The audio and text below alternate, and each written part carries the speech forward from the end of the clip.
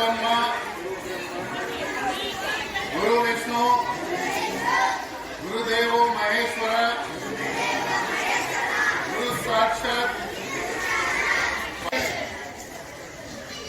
నేడు జాతీయ సైన్స్ దినోత్సవం, నేషనల్ సైన్స్ డే.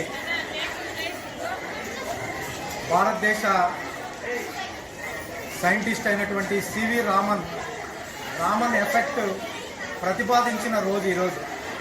1928 ఫిబ్రవరి 28వ తారీఖున రామన్ ఎఫెక్ట్ను ప్రతిపాదించి ధృవీకరించిన రోజు కాబట్టి